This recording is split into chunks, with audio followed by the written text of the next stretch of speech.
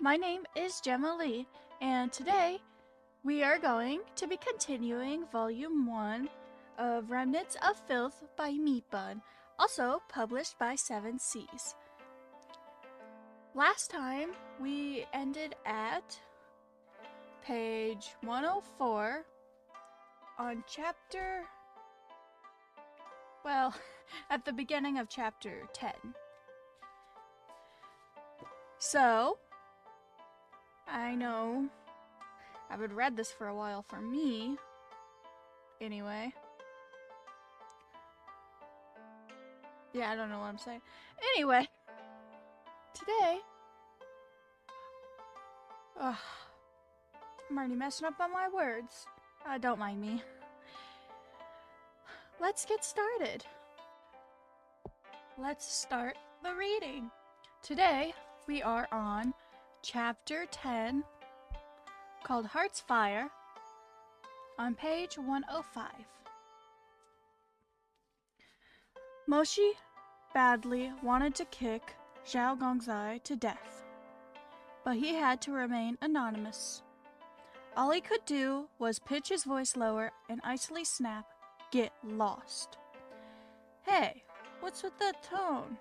Zhao Gongzai's friendly overture had been rudely rejected, so after a momentary shock, he turned nasty. "Do you know who I am?" "Do I care who you are? Don't you see what I'm doing? Hurry up and get lost." Gumong seemed fascinated by Moshi acting the tyrant. Oh, is it in his point of view? I don't really remember if it was like in the last time I read this, but I'm still excited either way. And stared blankly into his eyes. They were so close to each other that Gumong's direct stare made him uneasy. Gumong was exceptionally obedient, so he lowered his lashes to stare instead at Moshi's pale lips.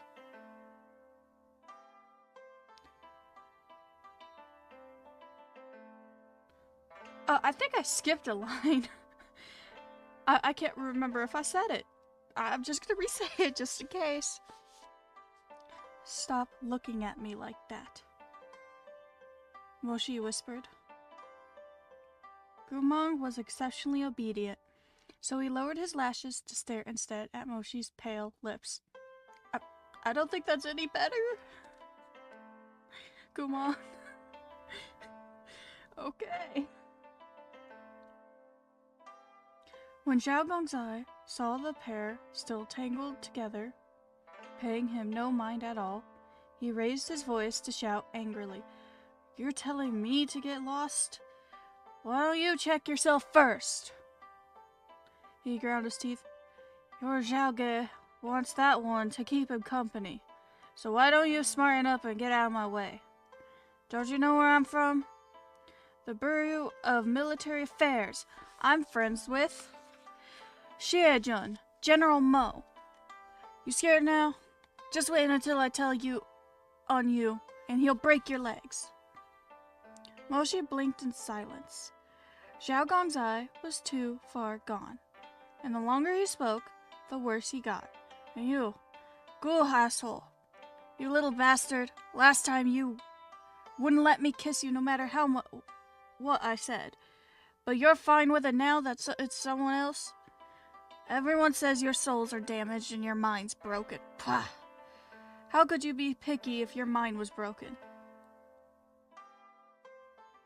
Moshi's heart skipped a beat. Souls damaged? Mind broken? He stared at Gumong's face up close. All the strangeness from earlier coming back to him, his ears rang. He felt like he couldn't breathe.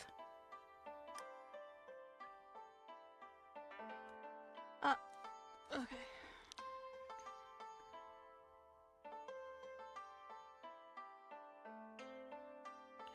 "You're only faking it for some pity. What souls are you missing? How's your mind broken? You're just a bastard. Traitor." Don't move. Even though... Oh wait, no, missed the sentence again. Gumong frowned, wanting to say something. Don't move. Even though... Oh wait, don't move. Even though blood still pounded in Moshi's ears, he reacted in time to stop Gumong. He closed his eyes, willingly himself to remain composed. Don't move. Their mouths were so close that Moshi's every whisper sent a gust of heat sweeping over Gumong's lips. This sensation startled him. He instinctively tried to struggle free, but Moshi's formidable strength kept him restrained with one hand. Listen to me, he hissed. Gumong didn't want to listen, but neither could he move, and so Moshi's warmth melded into his lungs only to leave on the next exhale, breaths entwining in the searing heat between them. Gumong's eyes were glued to Moshi's face. Moshi swallowed, head spinning as he slowly surfaced from the revelation of Gumong's condition. He collected himself with effort and opened his eyes to look at Gumong again. Afraid he would make a fuss, he chose his words carefully. Have I hit you before? Momentarily confused, Gumong shook his head. Has he hit you before? Gumong nodded. Then listen to me. Ignore him.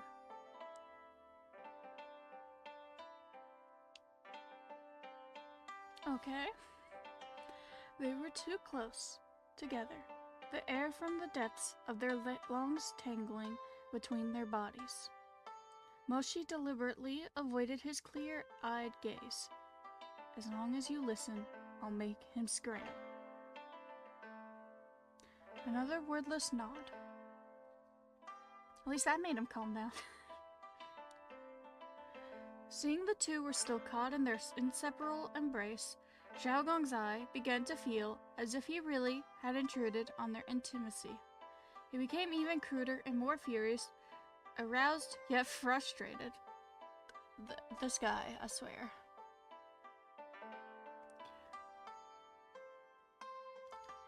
What's wrong, Gumong? Still won't say anything? What a miracle. You ignore everyone else who comes to your room.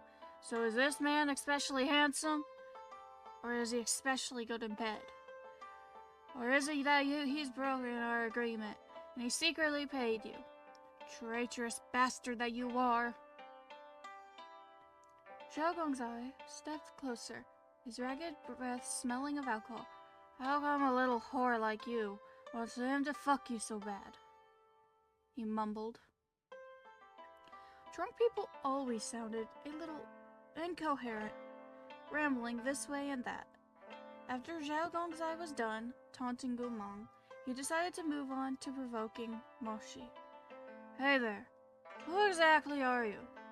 Why don't you turn around and let your big brother take a look? Judging by your behavior, you come often. Xiaogong's eye dared to tug unsteadily on Moshi's sleeve. How many times have you had him? How does our great General Gu feel? Is he hot? Is he tight? Does he make you feel good?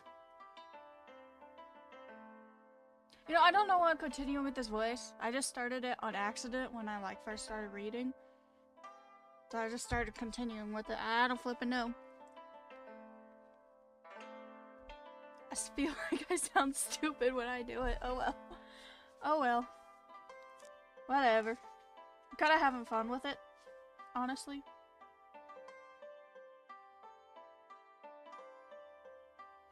This Xiaogong's eye had managed to utterly disgust Moshi. Same. Moshi's hand whipped out to slap that Zhao asshole across the Sorry. Why do I keep messing up today? Moshi's hand whipped out to slap that Zhao asshole square across the face. It was a violent strike. Blood spurted from Zhao Gongzai's nose as he crumbled to the floor. Before Zhao Gongzai could get his bearings, Moshi kicked him to the ground. making sure he fell flat on his face at the angle that prevented him from turning. I told you to get lost. Sparks flew from Moshi's eyes, his teeth tightly gritted. Don't you fucking get it? You dare hit me? You actually dared to hit me? How insubordinate, Zhao Gongzai wailed. Who are you? I'll report this to His Imperial Majesty. No. I'll report this to General Mo. That's not gonna get you anywhere. At all. I'll report this to my dad. There was a loud clang. Moshi had tossed something before him. One bleary glance was all it took for Zhao Gongzai to break out in a shock of cold sweat. He sobered up a great deal, convulsing with a squeak before going still. Moshi was so repulsed by Zhao Gongzai's earlier crudeness that his expression was yet twisted. Will you? He asked menacingly.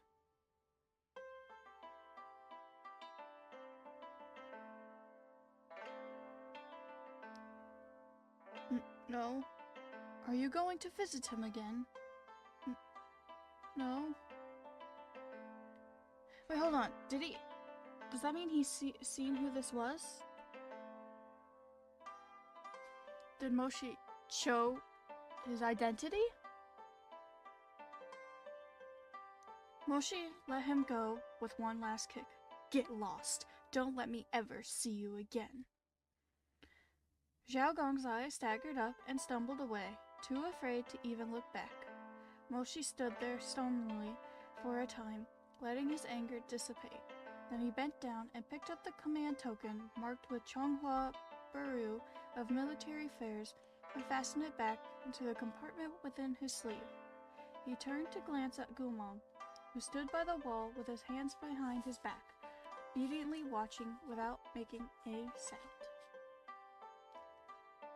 At least his plan worked, whatever he did. Maybe I'm just an idiot. Anyway. In this chaos, his initial bewilderment had faded. Moshi had wanted to interrogate Gumong farther, but at the sight of Gumong's peaceful face, all he felt was a pain like his heart was being cut apart, a turmoil he couldn't suppress. There was no point in asking Gumong anything more, and Moshi had no idea what would happen if he stayed any longer. Into the silence, Gumong suddenly spoke. He's scared of you. Moshi said nothing. You're scared of him too. Moshi seemed deeply insulted by this, turning to shoot a fierce glare. Why would I be scared of him? You were scared he would recognize you. Moshi looked at him. His mood was no longer so vicious, though his expression remained displeased. What does that have to do with you? Did he? No. Moshi's voice was cold and stiff. Well, God, I hope not. What would happen if they found out it was him? I know there'd be a bunch of rumors, considering there's already a bunch of rumors considering these two. And everyone thinks these two... Well, at least Moshi hates him. I don't know. It was as if the scalding breath that had brushed against Gumong's skin earlier had never existed. But he saw your token. There's no name on it. Every high-ranking official at the Bureau of Military Affairs had one. Moshi glanced at him as he fastened his sleeve compartment. You did too. Gumong was surprised. Me? His confusion upset Moshi. He didn't want to talk to Gumong anymore, and he still feared what he would do if he stayed. He pushed open the door and left without a backward glance. The freezing night wind blew at Moshi's face as he stepped into the street outside. He tried to calm himself, but to no avail. Soul's damaged, mind broken? Mind broken? Wind whipped across his face, the corners of his eyes stinging as if flayed. He'd yearned so long for closure, only to receive such an open ending. Who had done it? Who? I'd like to know that too, please. Had it been the Lao Kingdom, Murong Lian, or had it been Gumong himself, unable to bear the humiliation, who'd chosen to... Moshi's imagination ran wild. In the end, it was grief. Of all things that suffused him, mind broken. Why did that make his heart ache so much? Yes, true, Gumong had given him friendship and redemption, but Moshi had done everything he could to repay him, and had nearly sacrificed his life to pull Gumong back from the brink. Did Moshi owe him anything else? Had he let him down in any other way? Whether Gumong's soul were whole or his mind hale, what did that have to do with Moshi? In the empty streets, in the dead of night, Moshi stopped walking and took a breath. A deep breath. So many years of obsession, only to see this emptiness. His hands shook against his will. Without warning, flames blazed from his palm, coalescing into a fireball that smashed explosively into the distant river's surface. Smoke hissed upward from where it struck. Gumong had betrayed him. Maybe not. Maybe something else happened. Only the heavens knew how dearly he wanted to hear Gumong say, "I regretted abandoning, deserting, and lying to you. I cared for you." Why couldn't he have even that small thing? Why had he received nothing but a mentally impaired madman who had completely forgotten him? Why? I feel bad for Moshi. I mean it.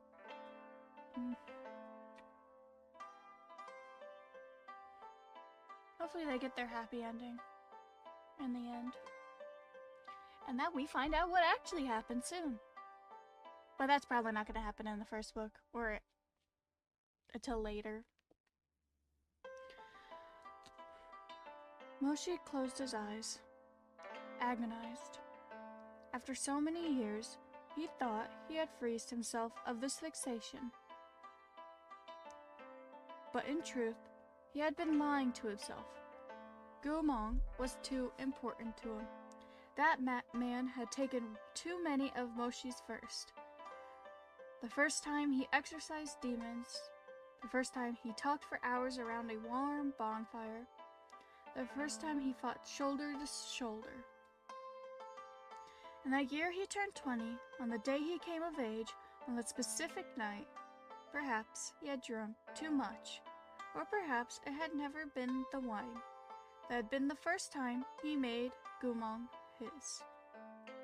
He still remembered Gumong's expression back then. When it came to such matters, Gumong cared about his pride.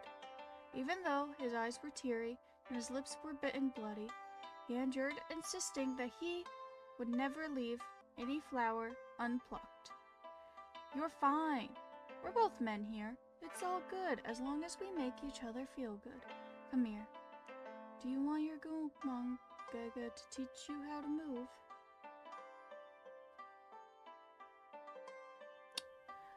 Gumong sounds really confident in those natures.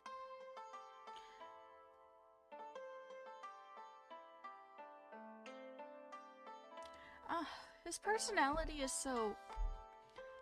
I don't understand Gumong very well. Well, obviously, I don't know his character well, but I mean like personality-wise. I'm trying to get a hold of his personality.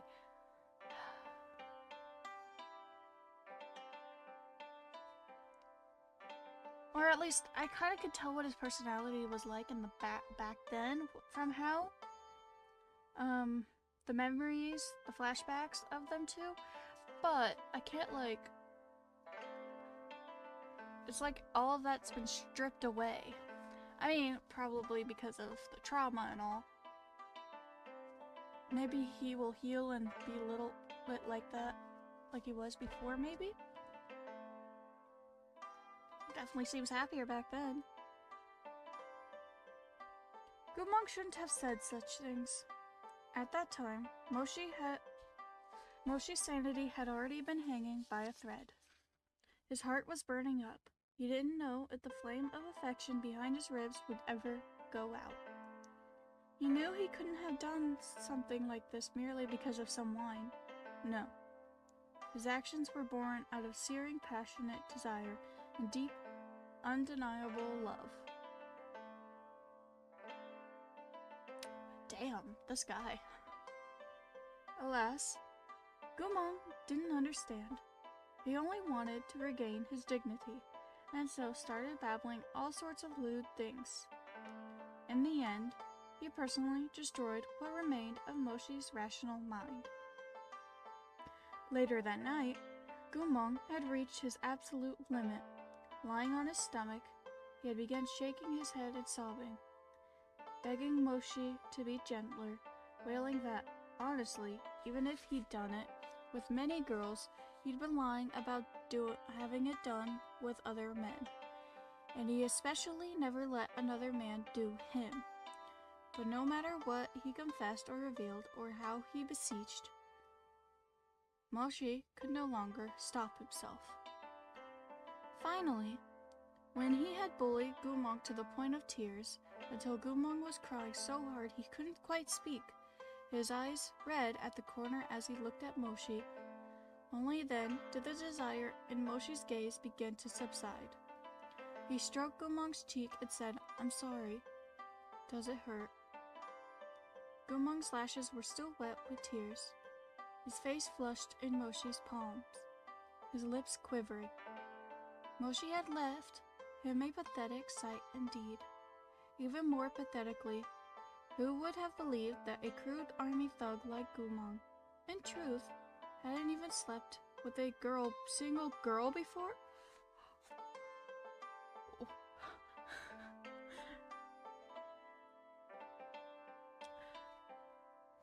Oh. Well. So yeah. So his first time was with, Moshi? I'm not excited because like that exactly. I just figured from how Guqin was talking earlier in the book, like in the past in the book, that he probably has like a lot, that like he was like almost like a player. But no. Okay.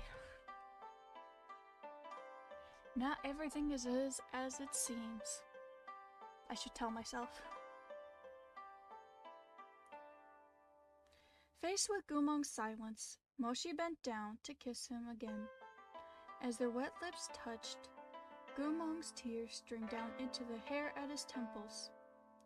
Moshi caressed his hair when wordlessly embraced him once more, kissing his teary eyes and taking warmth from the man in his arms.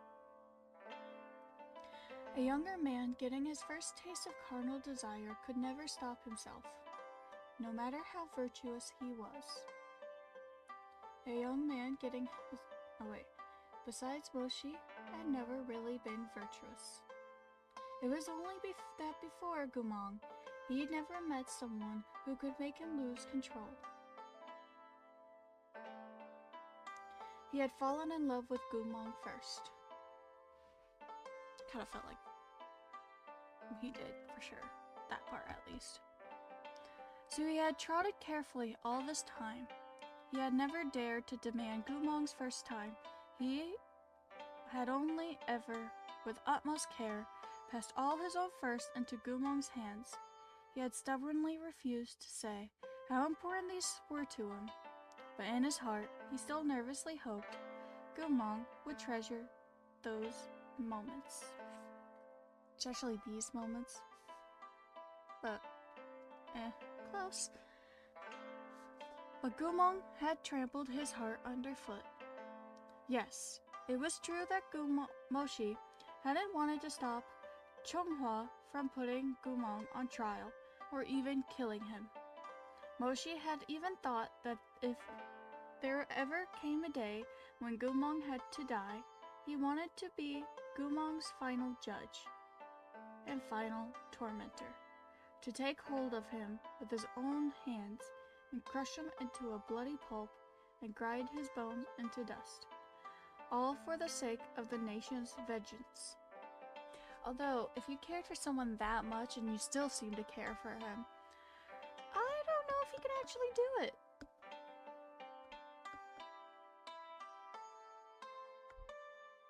I don't know. I really don't think he could.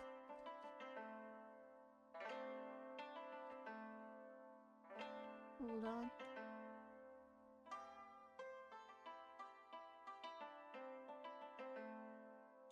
Here we go.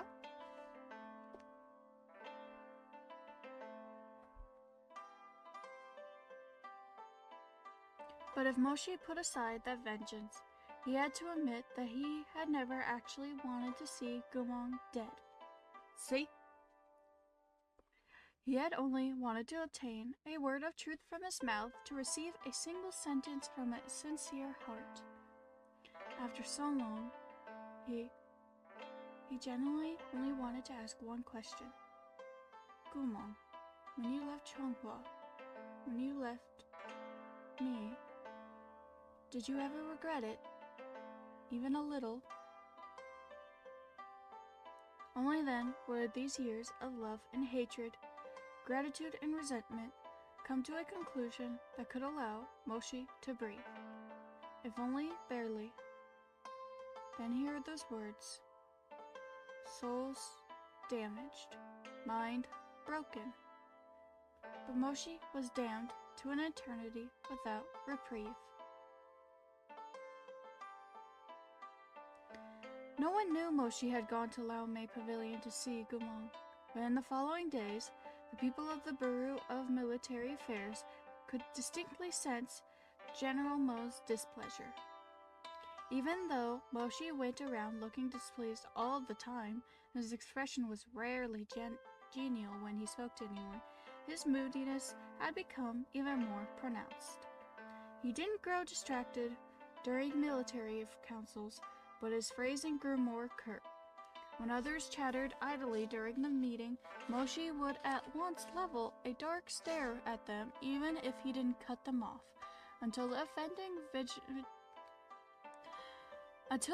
offending individual swallowed their own babble. This was hardly a problem in itself, but one day, General Mo inexplicably berated the young master of the Zhao clan for an hour straight, saying he had slacked off on his martial responsibilities and was excessively depraved, even though no one knew what Zhao Gongzai had done wrong. Oh, the guy that walked in on them. Yep. Almost forgot the guy's name. Zhao Gongzai obeyed in a fit of terror and left, quaking all over. Yu Chengqing scooted over to Zhao Gongzai with a nosy look. Hey, what did you do? I don't know. If you didn't do anything wrong, why would that ice cube face get so angry? Yu Chengqing glanced around, smiling deviously. Be honest, are you keeping a stash of portraits of Princess Mengxie? Zhao Gongzai's face paled, looking as if the heavens were about to strike him down. Bro, spare me. How could I dare? Yu Chengqing rubbed his chin and looked at Moshi in the distance, who was staring down at the sand table with his arms crossed. That's weird. Then why does he have such a short fuse right now? In the end, Moshi, with said short fuse, couldn't control himself. He pretended not to care for 2 days, but in the end, he asked his head housekeeper how Gumong had spent these past 2 years. In this day and age, being a housekeeper was no easy task. Those in the position had to excel in both managerial duties and menial tasks, advise the lord and comfort the lady, console the concubines, and deal with the young master disputes. Xie Manor's housekeeper was named Li Wei. All the other housekeepers of other noble lords envied him, as they knew General Mo kept a simple staff and had neither wife or children nor concubines. I don't think he'll ever have any of those. Can they adopt in this, like, world? Or at least, like, take in a kid? I mean, that could happen instead. Only Li Wei knew how hard it was to work in General Mo's employ, because General Mo would ask questions without the slightest warning. Sometimes, General Mo's questions brewed in his mind for ages until he couldn't stand them anymore. By then, General Mo would have worn his own patience thin, so he would want to know the answer straight away, and would be annoyed if it were even slightly delayed. He is not a patient man, is he? I'm not patient either, so I can kind of understand. In working for this master, housekeeper Li had to think 3 steps ahead before he did anything, then 4 steps ahead when it was done. After all these years, he had more or less honed himself into a prodigy. Whenever Moshi was quietly sulking, housekeeper Li would examine his body language to deduce what General Mo was repressing, and roughly how long it would take before he exploded, as well as strategize how he should respond once General Mo did finally combust. This time was no different. Moshi bit his lip and said lightly, "Gumong." Housekeeper Li rushed to answer, "Yes, my lord. Gumong is utterly ruined."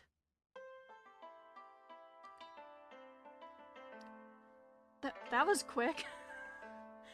How did he know he's gonna ask about him? I mean, it didn't seem like he asked anything about him yet and was just like about to go up to him and ask, like, for the first time. So how the heck?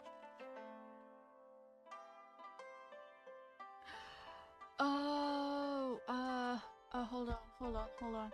Is this the guy that he talked to? Would it be? I can't remember. But there was a guy that he talked to in the beginning that his family kind of disowned him. I can't remember clearly. And he has a brother, Yu Chengqing. Maybe I'm wrong. But I remember that they were kind of talking about Gumong, but then Moshi was basically like, never mind. Don't, like, and try to seem like he didn't care or whatever. Am I wrong? I don't know. I guess I'll have to, like, see later.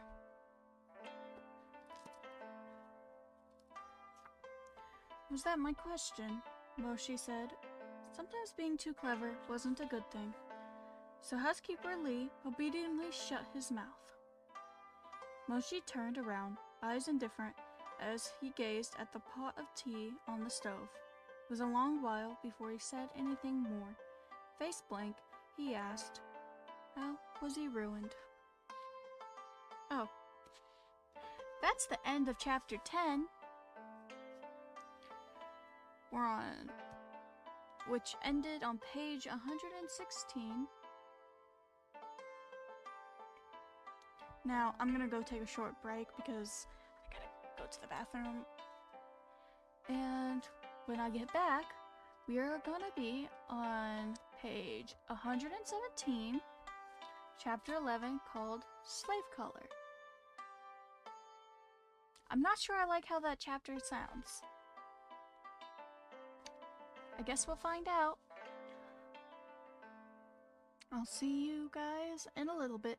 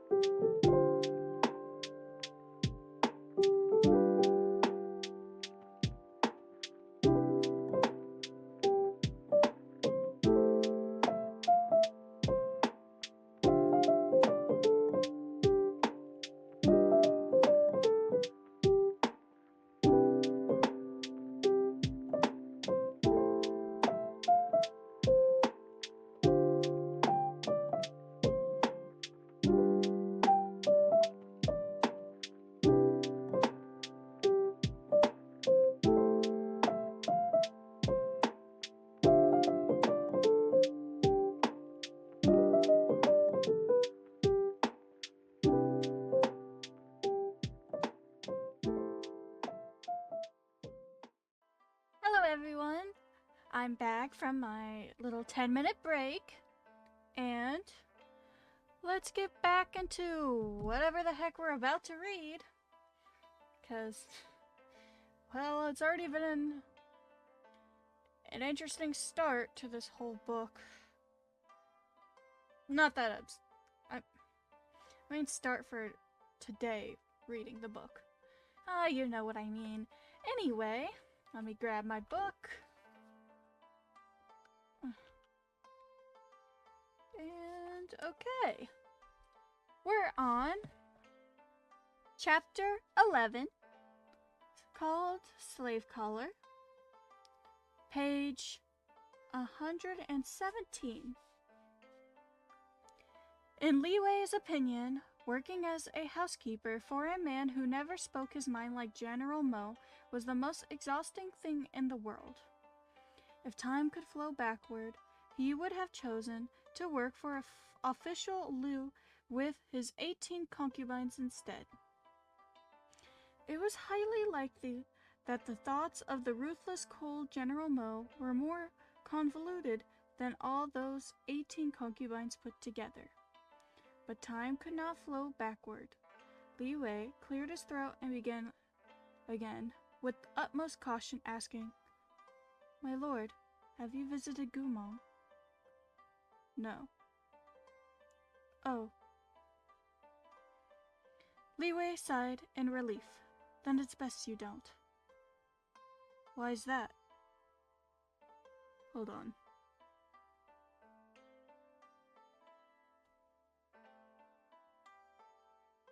Maybe I was wrong earlier.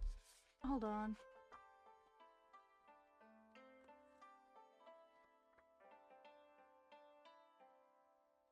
Okay,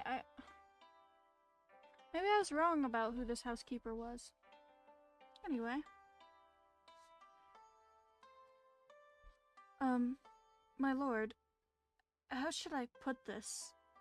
In Gumong's current condition, he probably doesn't even know who he is. Never mind who you are.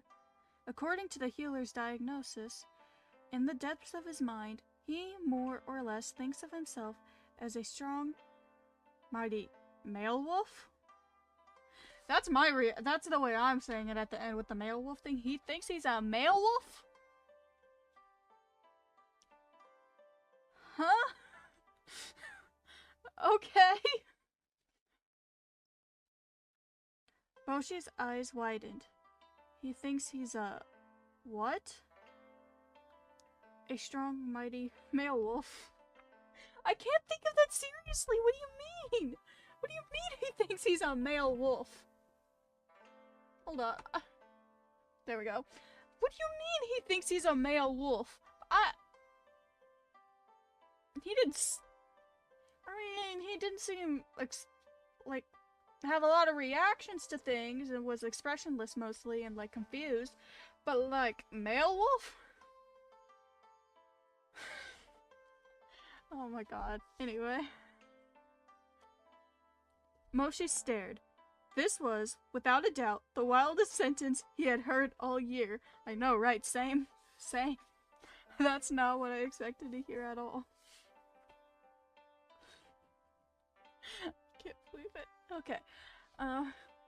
He rubbed at his temples and collected himself before carefully asking, which healer examined him and delivered that diagnosis? Are you sure there's nothing wrong with their brain? It was rare for YUWU to see Moshi react with so much shock, and he couldn't hold back his snicker. But at the sight of Moshi's expression, he quickly and obediently schooled his expression to solemnity. I think I said that wrong, but oh well. My lord, none of us believed it was... My lord, none of us believed it when we heard either. That's why so many nobles went to the prison to settle their debts with Gumong when he returned. However, he couldn't even talk like a normal person. It only made everyone angrier. YUWU paused before continuing. Then His Imperial Majesty handed him to Wang Shujun. Wang Shujun also wanted to pry something out of his mouth. He tried everything, but no matter what, Gumong couldn't answer his questions. Moshi had to digest this information for a long time before he looked up, gaze pausing on the little clay teapot steeping hot tea. Steam rose into the air, those tendrils of mist floating about and entwining together. I also heard his souls were damaged. Moshi paused. What happened there? YUWU was stunned. His lord wasn't usually the sort to ask for such news, so how had he learned about this? But he hurried to reply. They are indeed damaged, but it's not clear what exactly happened. We only know that Gumong was already in that state before he returned. Already in that state before he returned? Moshi repeated, frowning. When Gumong entered the capital, our healers read his pulse. They said his soul's, heart vein, and spiritual core all bore traces of recent damage. The people of the Lao Kingdom are definitely responsible. We don't know what secret, shady techniques they employed. But on top of making him think that he was a beast, of his 3 ethereal souls and 7 corporeal ones, they somehow removed 2 of the corporeal. Moshi was still for a while before asking, with feigned indifference, how would losing 2 souls affect someone? Jeez. Okay.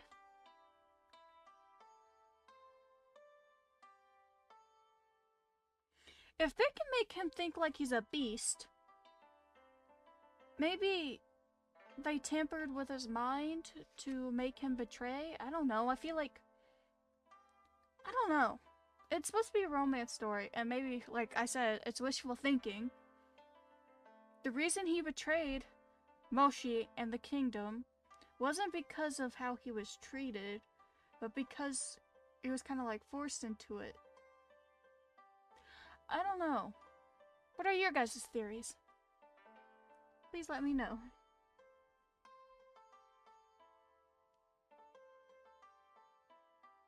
That depends on which 2 souls are missing. Shenong Terrace said that of the 2 souls Gumong had lost, the first had to do with memory, and the second was related to mind, which is to say he runs into issues in those 2 areas, but the absence doesn't significantly affect anything else. Moshi lowered his lashes. I see, he murmured. Yes, because he lost a soul related to the mind, in the beginning he had entirely lost the power of speech. Wang Shujun sent him to Laomei Pavilion, where the overseer trained him for a full 2 years before he could understand what people were saying or speak enough to get by, if barely. As Li Wei spoke, he let out a heartful sigh. They used to call him Beast of the Altar, and now he really isn't much different from a wild beast. This is why everyone had been astonished when Gumong was sent back 2 years ago.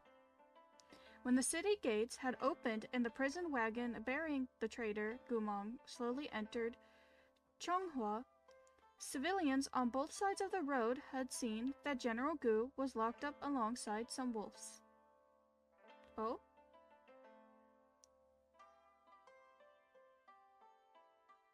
Huh. Within the prison wagon with them was a buck, which the wolves proceeded to tear apart, spraying blood everywhere.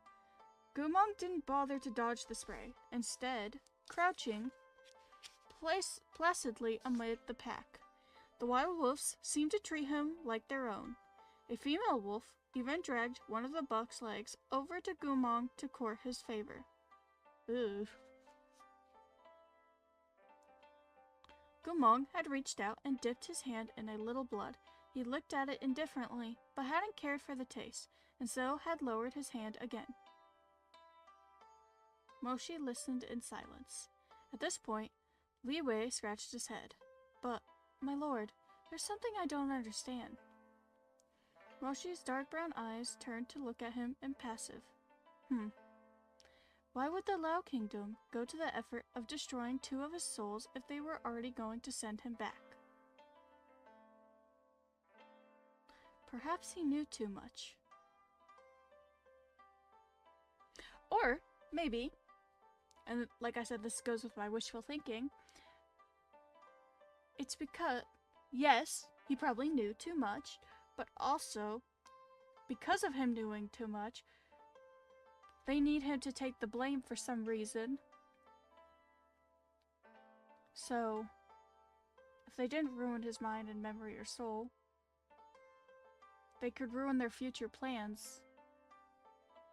And they want him to take the blame for everything.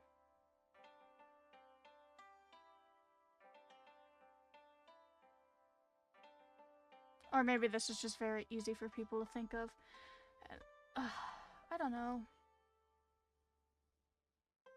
I'll figure it out.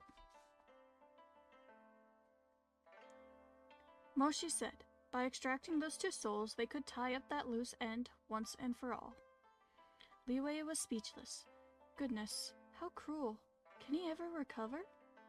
Moshi shook his head as if many things were weighing on his mind and didn't respond.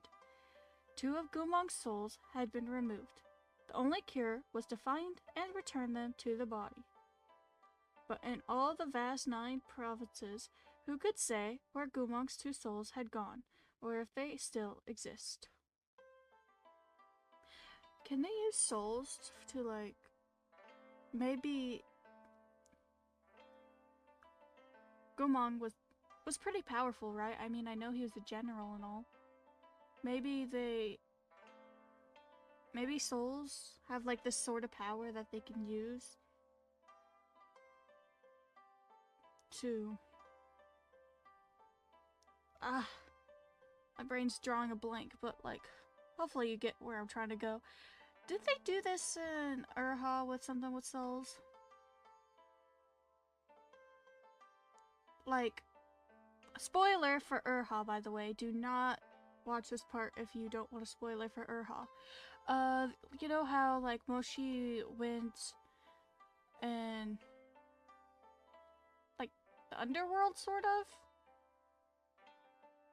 And was trying to save Chuwaning and bring him back to life? And how he had 2 souls? That's what it's reminding me of, but because, like, that's significant about the 2 souls, I don't know if that even goes with my point, but I mean, like,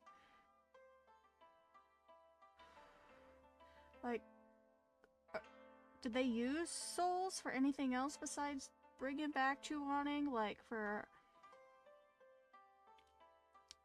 like, magic or anything? Can they, like, take the magic from it? And, like, I don't know. My brain keeps drawing a blank for what I'm trying to get at, and it's really annoying me. But I give up. I'm just gonna read.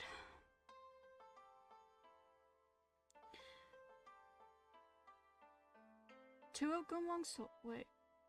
I heard Wang Shujun kept him alive so he could experience suffering worse than death, Li Wei said. But I also heard he's awfully calm now, and not very interesting.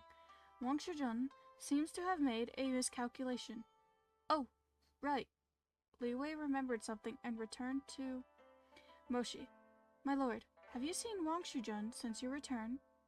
Moshi shook his head. No. Although Wang Shujun held an important position in the Bureau of Military Affairs, his role was in fact altogether idle and had no attended obligations. He was highborn and arrogant due to his status. Of the 365 days in a year, it was considered quite impressive if he showed up for 15. Moshi looked up. Why are you asking about him all of a sudden? Honestly, these past few years, he's gotten worse and worse, Li Wei said. If my lord should run into him, don't bother stooping to his level. You know all too well that he's always looking for ways to make trouble for you. Moshi didn't find this the least bit surprising. In Changhua, there lived 3 notable gentlemen, which has a footnote. Junshi, a term for a person of noble character. In historical settings, it is typically reserved for men.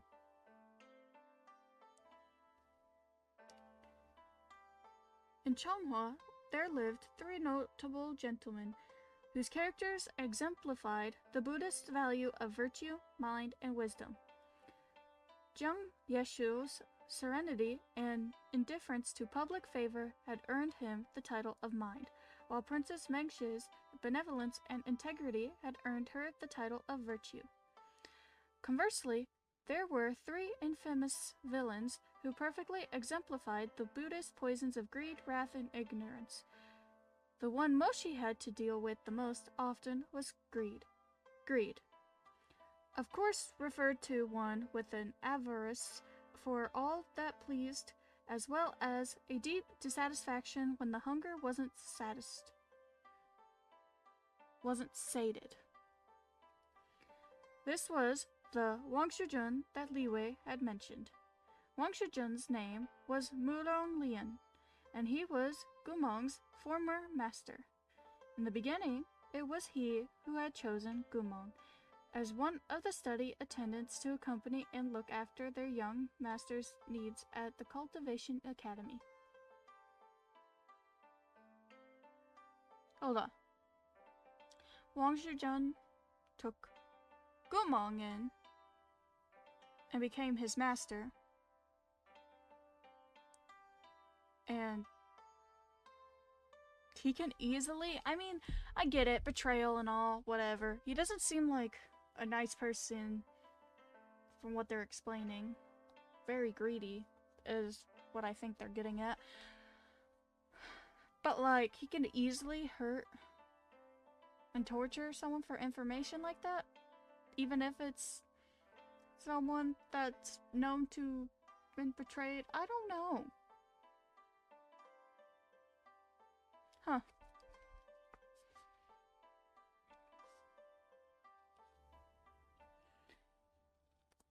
Wang Shijun never could have imagined that this little slave possessed such an unbelievable natural talent. Within a few years, Gumong's cultivation level had greatly surpassed his master's. Jealousy made Murong Lian hateful, and he constantly picked on Gumong.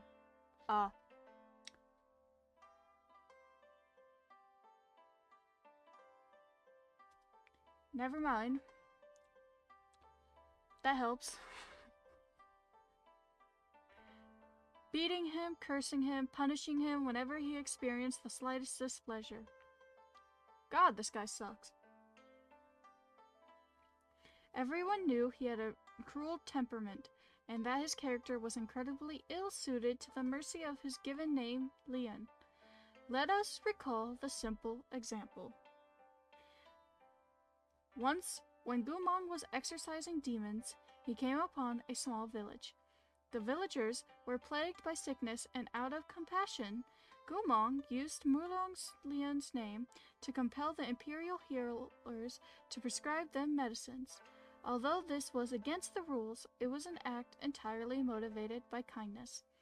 Any other master would only have scolded Gumong a bit. Murong Lian was different. After he learned that Gumong had dared use his name to buy imperial medicines, he had launched into a furious flurry of curses. First, he had given Gumong almost 80 hard lashes, then made Gumong kneel by the academy walkway for 20 days straight.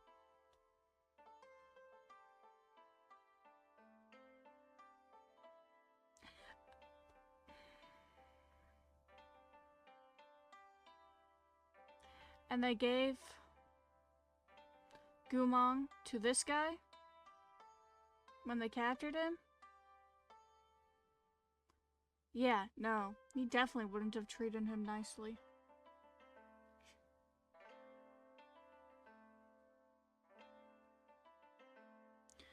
Anyway.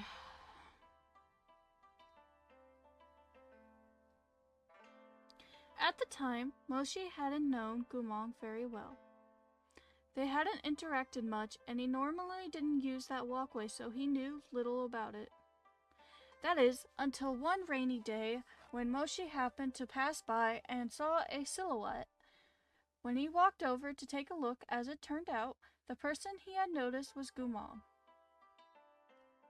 Gumong was completely soaked, black hair sticking to his freezing cheeks and raindrops streaming down his jaw.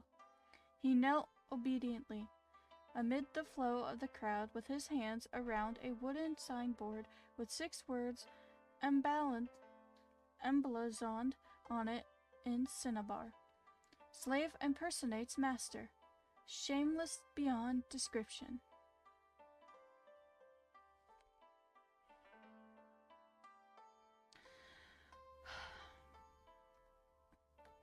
Moshi stopped before him. Crystalline raindrops splashed off his umbrella paper surface and gathered to flow off the ribs. Those nearly cast curious glances their way, but when they caught sight of the soaring snake insignia on the young noble's robes, they lowered their heads and kept walking, afraid to look again. It seemed that Gumong Hold on. It seemed that Gumong had become dazed from sitting in the rain. He didn't even realize when an umbrella appeared over his head, nor did he notice that someone had stopped in front of him. When he suddenly heard someone speak from so close, he started, his eyes flickering upward as he woke from his daze. Okay, I'm gonna take a second. I lost my page. That's too far.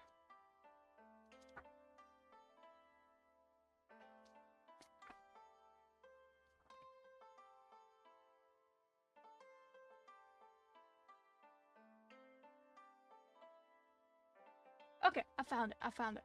But, I am kind of glad that we get to see how they meet, like, in this book.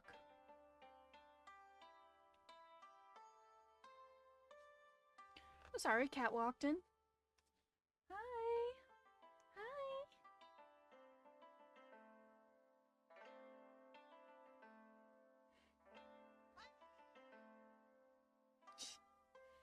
She's so cute, the cat. Anyway.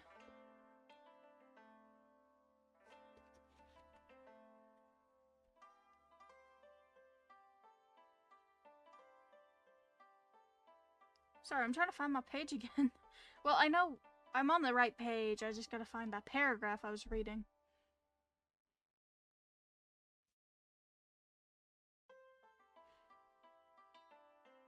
A confused, soaked face came into Moshi's view.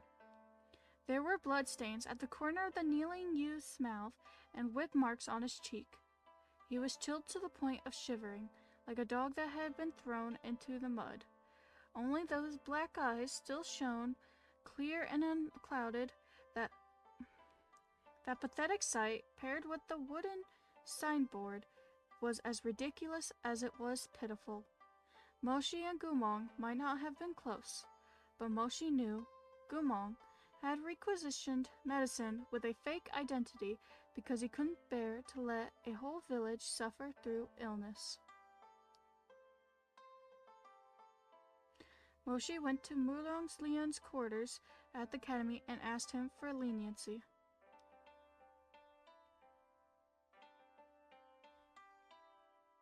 So Gumong used the fake identity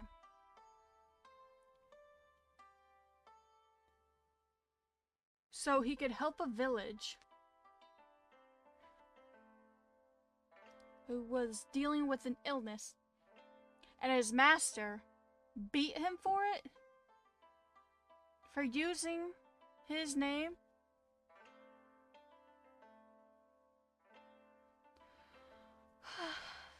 People.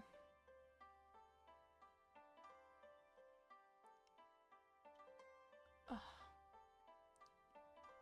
People like that shouldn't be teachers. This guy literally reminds me of, spoiler by the way, of, not like exactly, but like, in the Scum Villain self-saving system, the original Shenxingchu.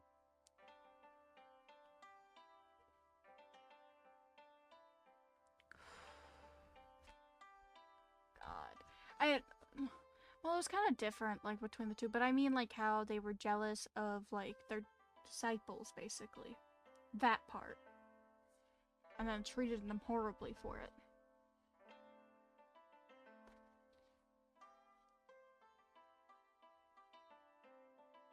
Not only did Mulong Lian refuse, he descended into a heated argument with Moshi. Finally, he sent for Gumong to come before him. In front of Moshi, he asked, Gumong, do you know why the insufferable, arrogant Mo Gongxi came to me today? Water was still streaming down Gumong's face. He numbly shook his head. Mulong Lian crooked a finger at Gumong, compelling him forward. Ugh. I don't like that. He caressed Gumong's soaking cheek with his hand that were terrifyingly pale. Smiling insincerely, he raised his sultry peach blossom eyes, their whites showing below the irises. He came here for you. Does he have to touch him like that and say it like that? Ugh. For a moment, Gumong was visibly stunned. He turned to glance at the dark-faced Moshi, then looked back at Mulong Lian. In the end, he carelessly wiped the rainwater on his face and grinned. Gongzai, are you joking? Mulong Lian was still smiling. What do you think? This feels like it's gonna go badly. No one spoke. Your skills grow by the day. If Mo Gongji hadn't come in the rain solely to ask for mercy on your behalf, I wouldn't even know you had started fooling around with a young master from another family. Yep, okay. Of course he would go to that. Mulong Lian, Moshi bit out. I'm only speaking up for him in the name of justice. Keep those filthy insinuations out of your mouth. Gumong blankly turned to look at Moshi. There seemed to be a hint of gratitude in those bright eyes. But while Mulong Lian's attention was elsewhere, Gumong shook his head slightly at Moshi. Mulong Lian shot Moshi a glance and snorted as if in threat. Then he turned around and sweetly said to Gumong, Kneel. Yeah, I don't like this is where this is going at all. Gumong did as he told, gradually lowering himself all the way down and tipping his head before Mulong Lian. No. No. I don't wanna. Take off your upper robe. Mulong Lian!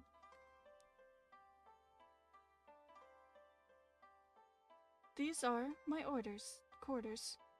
Mo Gongji, no matter how high your rank, you shouldn't be trying to scold me in my own rooms, no? Mulong Lian glanced at Gumong once more. Take it off.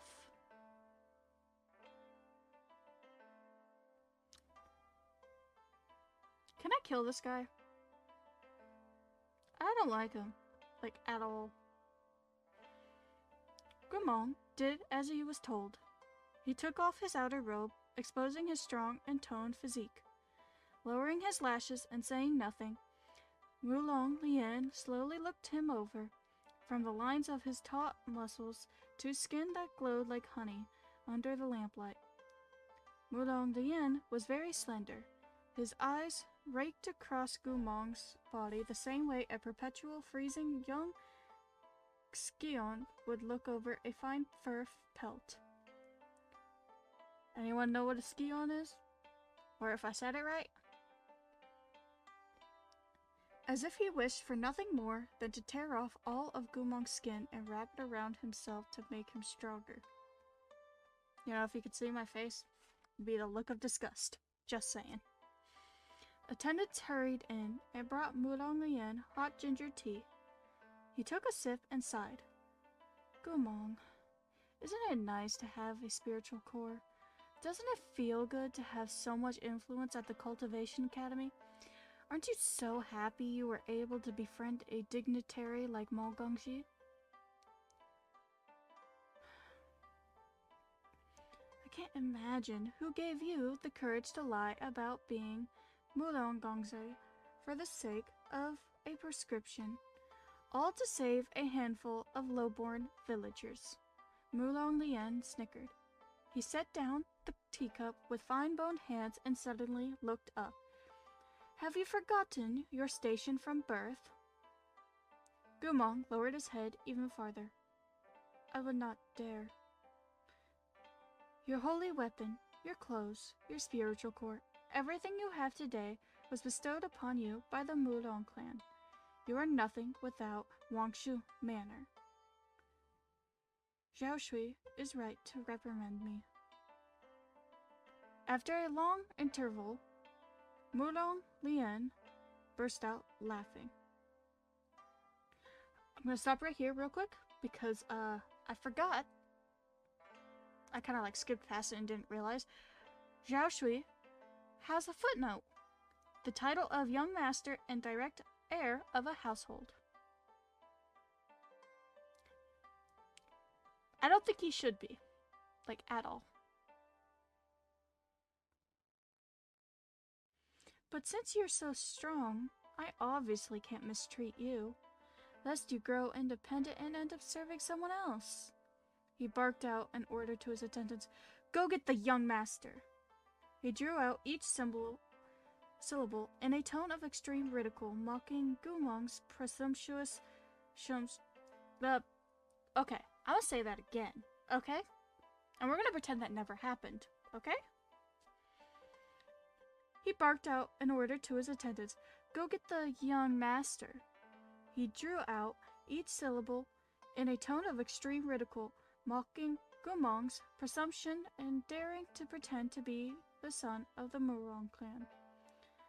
That present I prepared for him so long ago. The other study attendants of the Murong clan were also present. One of them, Lu Shanjing, was Gumong's best friend. When he heard that Mulong Lian wanted to give Gumong this particular present, which present is in quotation marks, so that doesn't sound good, like at all, his expression grew unsightly. He fixed Mulong Lian with a gaze that could almost have been described as a glare. Mulong Lian lifted a hand, commanding the attendants to open the box in front of everyone's eyes. Everyone? Oh. You know, I'm not saying everyone, like, he's doing it in front of everyone. I just accidentally kind of, like, my mind just kind of, like, froze for a second. And kind of repeated that word. Anyway. Every attendant paled, and one of them couldn't hold back from crying out, "It's a slave collar!" Gumong's head snapped up at these words, eyes wide. He stared at the sandalwood tray above his head, seeming numb. The collar had also drained from Moshi's face. Only the most disobedient, disagreeable slaves were fitted with a slave collar, which was intended for confinement and punishment. It could never be removed without the leave of the slave's master, much like a dog collar. Though being a slave was the greatest humiliation, being bound with a slave collar was yet another level of disgrace, lowering a man to the point where even other slaves would look down upon him. "Why don't you put it on yourself?" Mulong Lian waved a hand. "Do you need me to say please, young Master Mulong?" Well, that was the end of chapter 11. At page 126.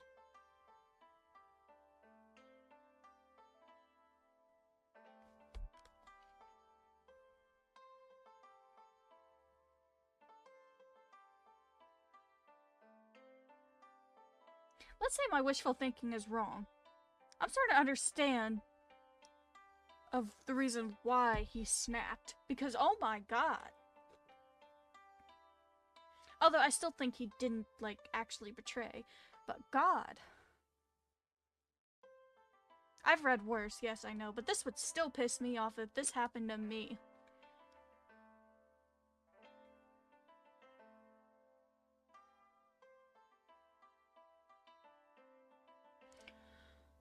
Anyway. Chapter 12. And I look like I'm smiling on here, but it's not actually a smile, okay? Mulong Lian. Of course, next chapter is about him. I don't want to read more about this guy. Moshi, standing to the side, was furious. Mulong Lian, watch yourself. Without the Emperor's permission, a slave caller cannot. Halfway through his sentence, Gumong cut him off.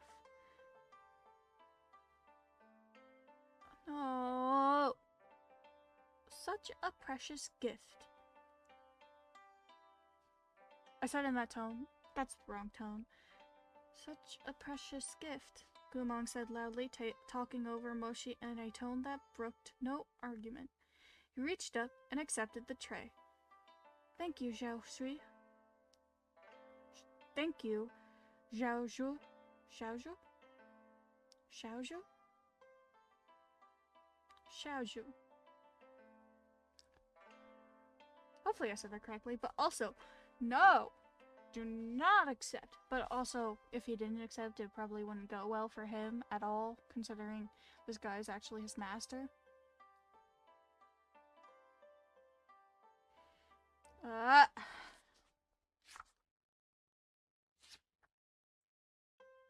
Amid everyone else's dismay, Gumong calmly unfastened the pitch-black collar and looked up, bright-eyed, to where Mulong Lian sat on the dais. Those pretty eyes displayed no resentment, rather, they seemed perfectly peaceful. Go on, Mulong Lian said icily. Holding his gaze, Gumong brought his hands to his neck. Unblinking, he fastened the slave collar around it with a click. Hey. Gumong touched his neck with interest as if he had discovered a new source of amusement. It's not too big or too small. It fits just right. I want to know what's going in his mind during the scene. Please.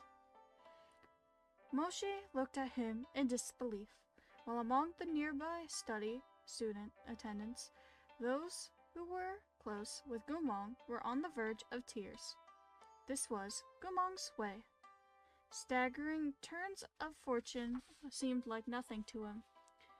If the sky fell, he'd probably grin and pull it up to use a blanket. How does it look? Lu Xiangxing stared at him. Mulong Lian caressed the corners of his own mouth with pale and slender fingertips. Wonderful, he said mockingly. This one thanks Xiaoshu for the gift, Gumong earnestly replied. It's nothing.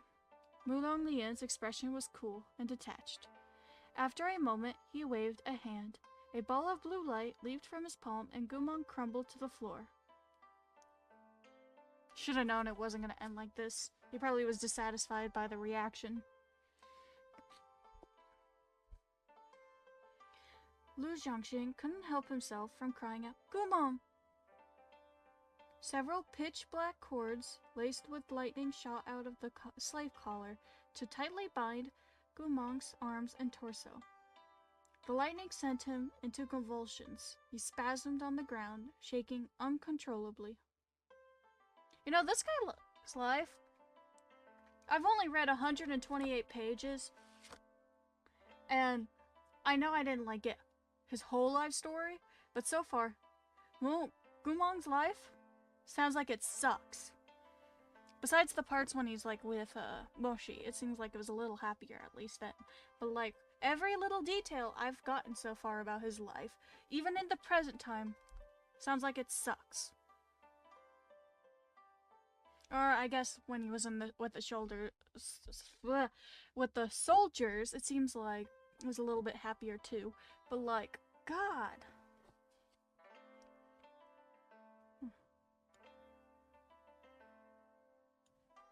Anyway.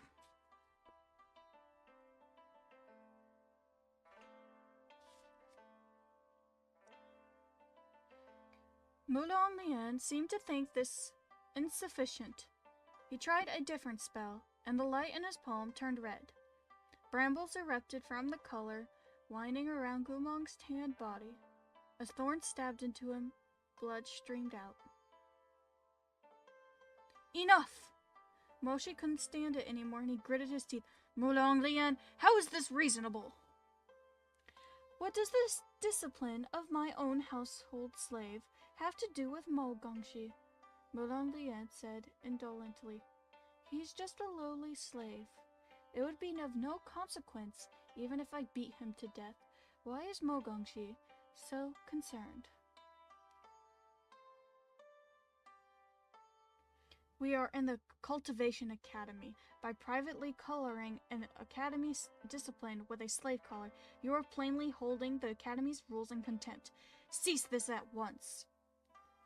Mulong Lian turned to smile at Moshi.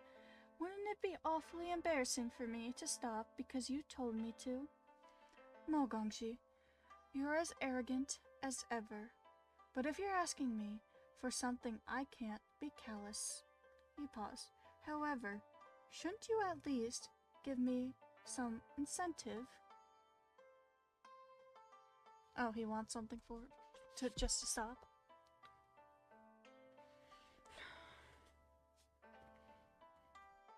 Moshi grabbed the hand Mulong Lian. Oh, wait. I skipped a paragraph. As Mulong Lian spoke, he cycled through a few different punishments, grinning all the while. By this point, the slave collar torments had left Gumong in a pool of blood. Moshi grabbed the hand Mulong Lian was using to form the sigils and fixed his dark eyes on him. What do you want? Nothing too important. Mulong Lian looked at the hand clamped around his wrist and sneered. It's only that Mother always complains that I've been lazy in my cultivation studies, that I'm no match for others. This guy's a little too confident. Those sultry peach blossom eyes narrowed. Mulong Lian gazed at Moshi, expression inscrutable. I'll do you this favor, so long as you lose to me at the Academy's cultivation tournament on New Year's Eve. Ha! Wow, okay. So what I'm getting at, this guy's a loser.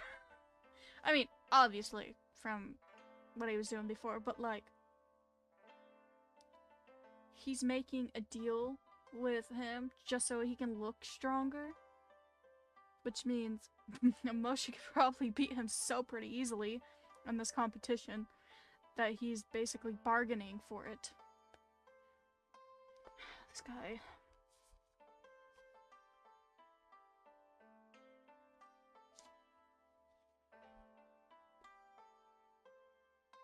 Moshi turned to look at Gumong, only to find him looking back. Gumong shook his head slightly, biting his lips. Moshi turned to look at Gumong. Oh wait, I heard that this slave of mine has been quite the help to you on exorcism missions. Neither of them replied. So, are you willing? Yes, Moshi said after a pause. I give you my word. Mulong Lian laughed as he waved a hand, lifting the punishment level spell on the slave collar. Gumong collapsed into the puddle of crimson on the floor. Those ever-smiling lips could no longer shape words. At this, Mulong Lian expressed an appropriate amount of satisfaction. That'll do. The light of the slave collar went out. Just stay there until you stop bleeding, Mulong Lian jeered at Gumong. It'll save you from having to do extra laundry. I hope this gift is sufficient to remind you at every moment who you really are. His gaze was like wasp venom. Remember the filth that is your blood, and remember to whom you belong, to whom you owe your loyalty.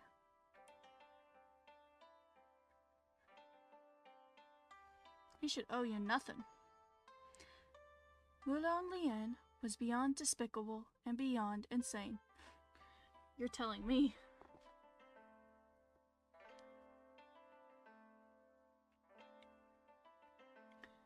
Moshi had been objectively disgusted with him for ages now. What Moshi could never understand was why Gumong had been so hell-bent on staying at Mulong Lian's side despite the cruelty. More than 20 years had passed, without the slightest hint of rebellion from him. Actually, now I'm curious. Gumong was no masochist. He was exceptionally intelligent, fearless, and assertive, which was why Moshi found this foolish loyalty absurd. He couldn't even begin to guess what Gumong had been thinking, nor did he know what exactly had transpired between Mulong Lien and Gumong. It was a mystery even to this day. And now, as Li Wei brought up their old quarrels again, Moshi couldn't help but think that his reminder was rather unnecessary. Wang Shujun had always been wholly vile. How much worse could he get? Oh, don't say that. I can already think of a few things. He certainly didn't expect that when he finally saw Mulong Lien again in person, he would be unpleasantly surprised.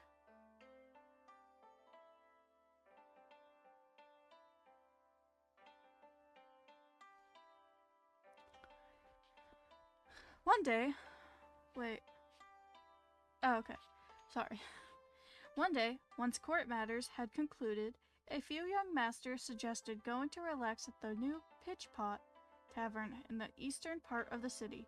A new female cultivator was joining in on the fun. New Pitch Pot, a game involving tossing arrows or sticks into a wine pot. Oh, it's like, that game on TikTok where they're like throwing a pencil or whatever into a cup and say, if I make this, I get a dog or something. Like that? I'm guessing so. Actually, I want to see how many pages until the next chapter. Okay. Another rejection. The cultivator... Wait, no, I skipped. Shiojun, why don't we go together? Moshi said, my apologies. Another rejection. The cultivator pursed her lips, mumbly. Oh, nope. And is this the same girl that kind of like kept pressing her chest against him earlier? Another rejection. The cultivator pursed her lips and mumbled, I know you have Princess Mengxie, but are you so dead set on her that you won't give anyone else a chance? Before Moshi could reply, Yu Chengqing popped up from behind her. Hey, Shiejun, what do you mean by that? He patted the cultivator's shoulder. Let's have some fun together, he said helpfully. Drink some tea, play a game of pitch pot. What's wrong with that? The others started trying to persuade him as well, smiling. Exactly, come with us. Pitch pot is loads of fun. At that moment, a man's voice from outside. It sounded like a ghost, hoarse and wavering, without the slightest trace of warmth. The only emotion it held was scorn.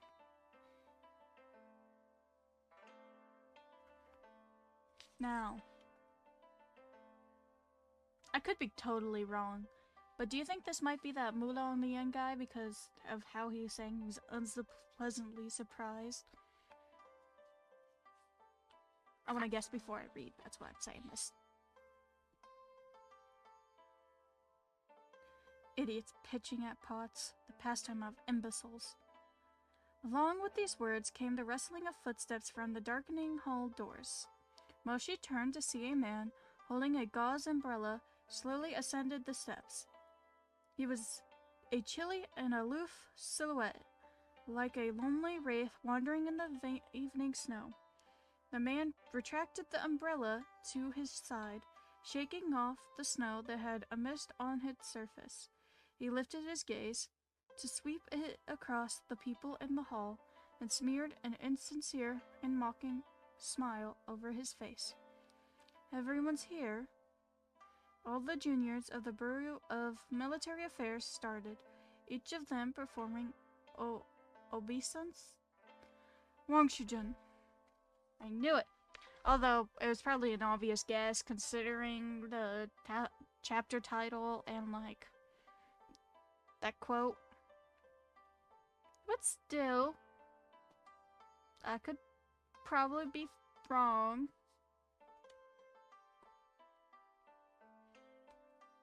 Just let me feel good about my guess, okay?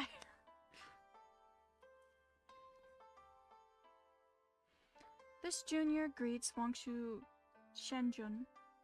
It was Mulong Lian. The consummate slacker had finally shown up. Many years had passed, but when Gumog's old master stood before Moshi once more, he looked as soft and dainty as ever. Those sultry eyes were long and narrow, curving at the ends like a willow shoots. There was cruelty in his charm and coldness in his fragility, and his cheeks were even sharper and more sunken than Moshi remembered. His arrogant manner and spiteful haughtiness had also become more pronounced.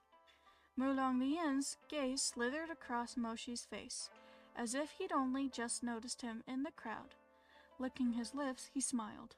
Oh, Shiejun's here too. How uncivilized of me. Long time no see. Yu Qingqing was a brainless loudmouth who could get along with anyone, so he waved at Mulong Lian with a grin. Mulong Dage, I haven't seen you in a long time either. Yu Qingqing might as well have not existed. Mulong Lian spared not a glance in his direction. Yu Qingqing shut his mouth. I'd have loved to see that in person. After waiting several moments with no response from Moshi, Mulong Lian flashed another chilling smile. Shiejun, you and I have been apart for a long time. Why don't you seem the least bit happy to see me? That proud and distant character of yours hasn't changed in the slightest. It doesn't sound like you changed at all either, man. Moshi glanced at him indifferently. Yet Wangshu-jun has changed a great deal. I presume the affairs of the capital have been a terribly strain. They've caused Wangshu-jun to lose so much weight. Mulong Lian smiled. Yes, unlike you, I'm part of His Imperial Majesty's inner circle, and thus must help him shoulder his burdens. How moving, Moshi said icily. Shiejun versus Wangshu-jun was like thunder against lightning or stone against blade, filling the atmosphere with tension. Out of all the people in the hall, only the good-natured blockhead Yu Qingqing was willing to speak. He looked at both sides and persevered. Wangshu-jun, it's so late. What made you decide to take a stroll around the palace?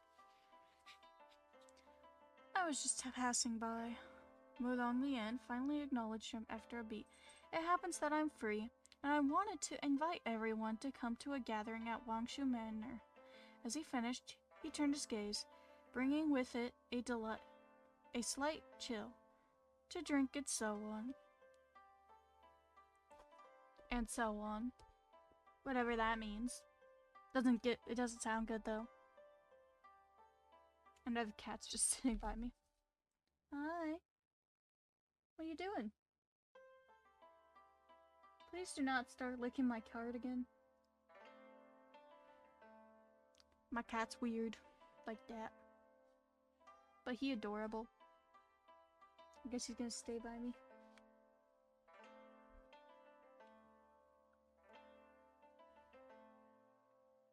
I won't tell you what fruit, but he's named after a fruit. I didn't name him, actually. My sister gave me him, like, 2 years ago? He was only, like, a year old, I think, at that time. And my sister's roommate, named him. And then left the cat with her, so she gave it to me when I got my first apartment. And he's been mine ever since. He's cute. Anyway.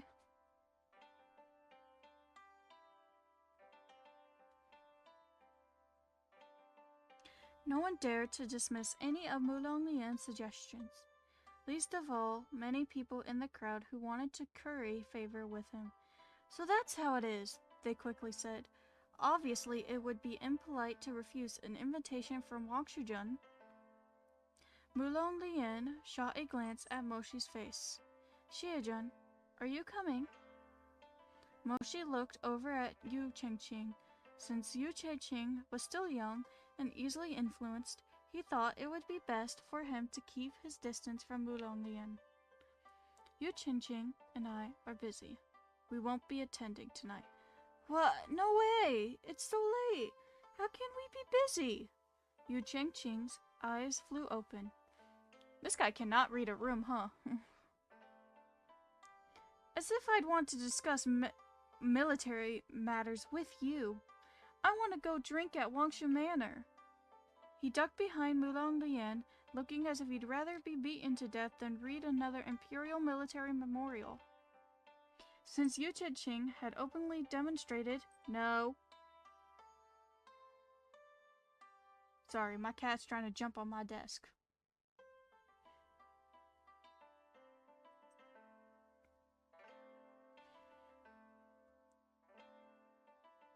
Since Yu Cheng had openly demonstrated where he stood, Moshi couldn't force him. All he could do was furrow his brows slightly. Mulong Lian turned arms behind his back and gazed at the snow fluttering down outside the hall doors. On that note, Xiejun, he said, you haven't seen Gumong in a long time, have you? Moshi said nothing. Hey. Please don't do that. Your claws hurt.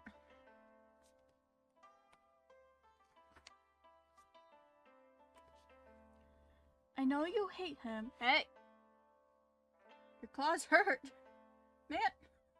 Space. I'll pet you. But you need to not hurt me with your claws.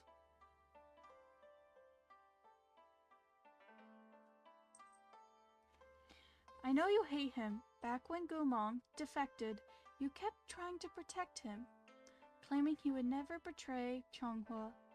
Mulong Lian suddenly smiled again. Later on, when you met him face to face in battle, and attempted to obtain confirmation from his own mouth, he wounded you. You nearly died. Why bother bringing up the past? Moshi asked frostily. A snicker, as if you wouldn't remember it so long as I didn't mention it. Xiejun, we may not be friends, but it just so happens that Gumong deceived, disappointed, and betrayed us both. No offense. For you, man, I think you deserve it. And honestly,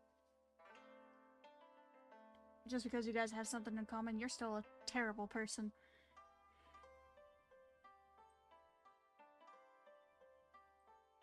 Mulong Lian drawled. So even though you're unwilling to admit it, I'm afraid that the one man in the whole world who can understand my hatred and despondency is you and no other. I think no one can understand you, actually. No matter what. You hated this man beforehand.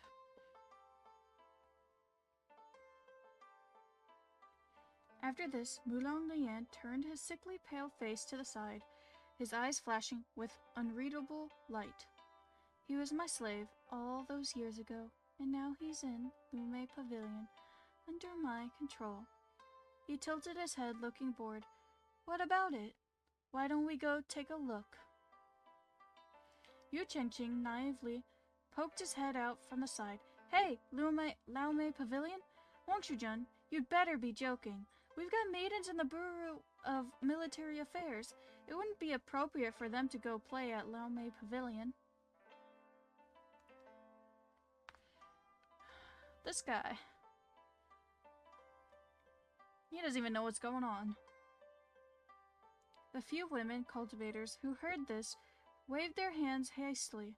We won't be attending. We hope Wangshu-jun has a good time. Yu Cheng scratched his head. Well, even if the girls don't go, Xiejun hates brothels more than anything. Why would he go somewhere like that? Oh, that's true. Mulong Lian curled his lips.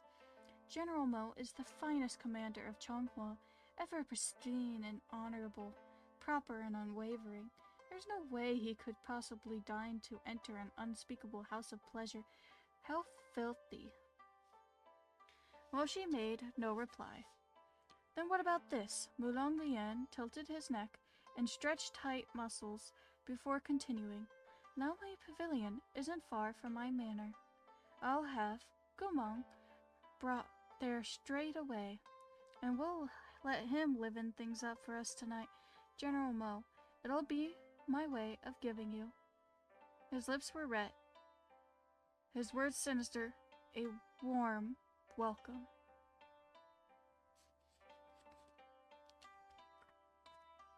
That's the end of chapter 12 at page 136. The next chapter is chapter 13, An Invitation from Mulong Lian. Oh, is he actually gonna bring him? If only you could tell my face was disgust right now.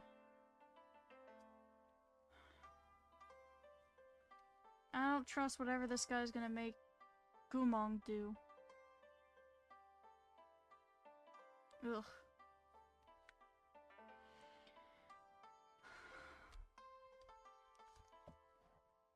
Anyway. Chapter 13. An Invitation from Mulong Lian. And yes, I know I repeated it. I'm just trying to start it off. 137 is the page number.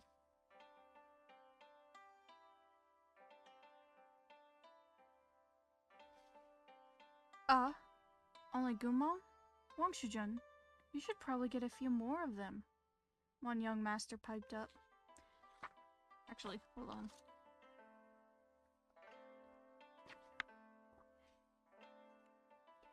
The two great noble lords, Xiejun and Wangshu, both had reason to hate Gumong. Thus, the young man didn't hesitate to scoff. Given Gumong's current condition, it'd be impressive if he didn't ruin the mood. Mulong Lian had ignored him at first. His eyes locked on Moshi, but when he heard this last, the corner of his lips curved up in a smile. As soon they saw the sign, the juniors striving to ingratiate themselves with him all laughed as well. Ha, you're right. It's true that Gumong wouldn't be enough on his own. Him? Attentive? Infuriating's more like it. You've given him your patronage before? Everything else aside, he was an infamous man-whore. I was curious and wanted to have some fun, and before this young master could finish, he felt a sudden piercing chill at the back of his neck.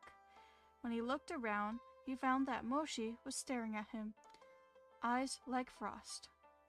I almost thought they were going to say Moshi kind of like punched the guy, but I guess that wouldn't be in character from what I've read so far. He only seems to lose his control when he's around Gumong, so almost forgot about that detail.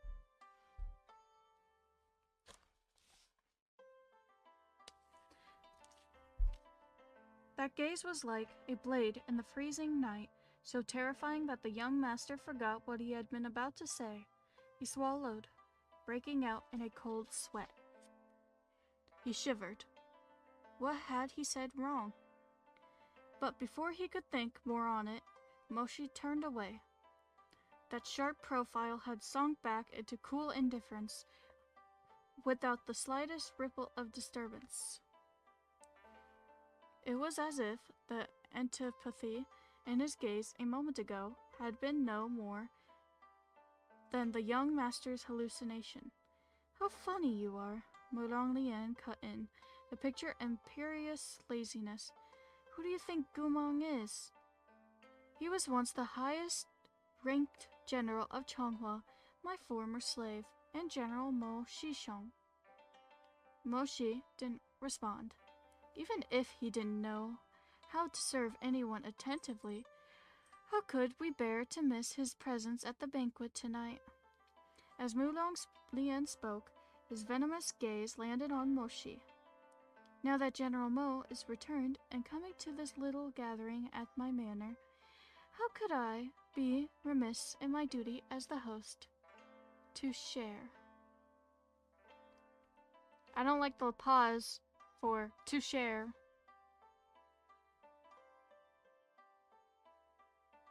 Moshi's eyes darkened with each word Mudong spoke, but by this point they resembled black clouds pressing in on city walls.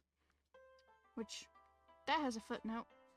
From Song of the Yanmin Governor, a poem by Li He, the imagery evoked is that of black clouds stirred up by war to overwhelm the skies.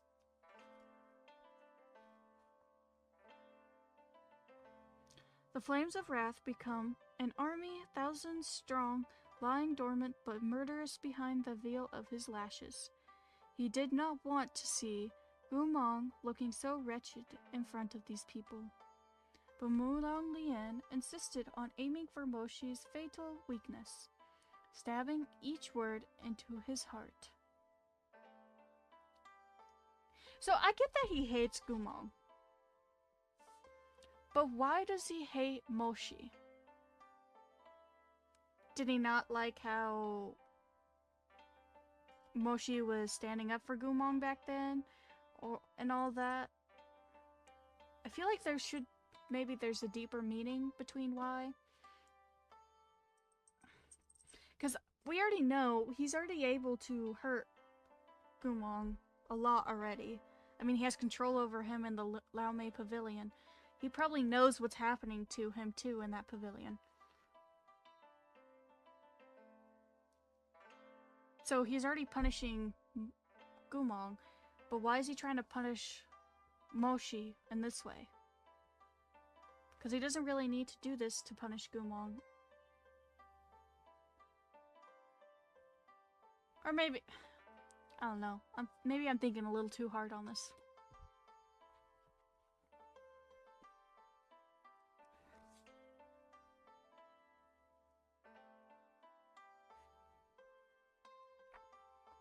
But Mudong Lian insisted on aiming for Moshi's fatal weakness, stabbing each word into his heart. After this flurry of a speech, Mudong Lian drew back the corners of his mouth into a chilling smile. General Mo, your great nemesis, your guoshi, aren't you curious as to how I've mastered him? Don't you want to see for yourself? In the end, the group went. This is not going to be a fun chapter at all. I'm excited to see more Gumong. I'm not excited to see him in this chapter. Wangshu Manor was a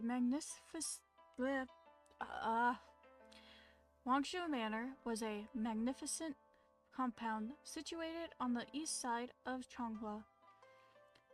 The insignia of the Wangshu bloodline was a bat, and sigil and its likeness glowed year-round above the residence. Within the manor, the staff largely wore deep blue robes with gold trim.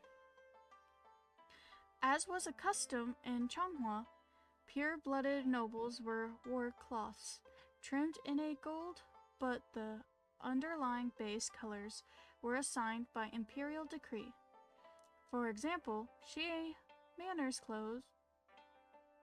robes were black with gold trim, while YUWU Manor's were white with gold trim. At this moment, 8,000 exquisite holy lamps illuminated the sky, exuding an aura of extravagant hedonism. Halfway through the feast, everyone had relaxed. The juniors, who had earlier been tense and restrained, had grown lively and were milling about, drinking and playing finger-guessing games. Mudong Lian lay in repose on his daybed of xiangfei bamboo, his slender, icy, pale hand wrapped around a slim silver drinking token as he poked idly at the aromatics in the incense burner. Within was a type of narcotic fragrance from the Lao Kingdom. It was harmless if smelled from afar, but it filled those nearby with a surge of unbelievable ecstasy. Wait.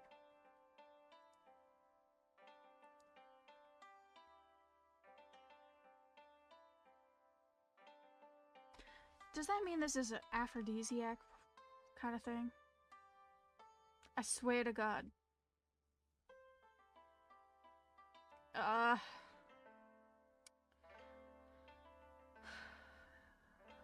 Either my imagination's getting a little too wild, or I'll find out. I guess I'll find out.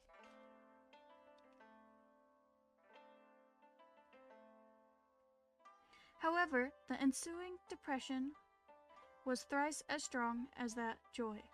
To keep experiencing the ecstasy, the incense had to be inhaled repeatedly and often, which made it an addiction difficult to quit. The late emperor had banned the stuff during his reign.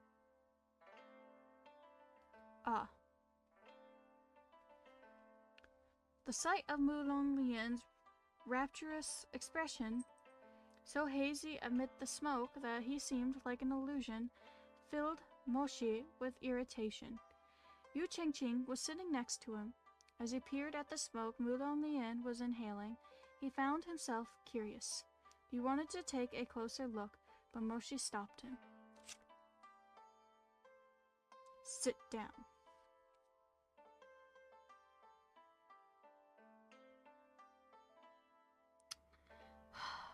I'm looking at this art and...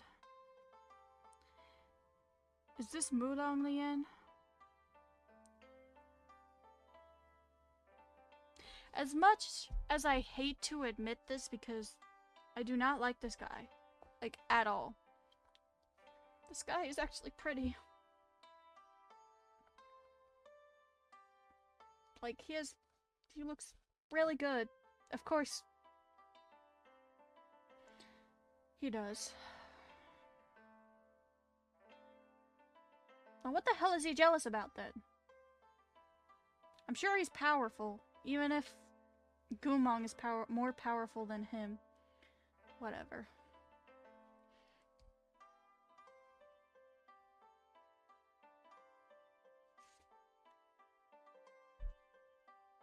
You may look nice, but you don't like you. What is that?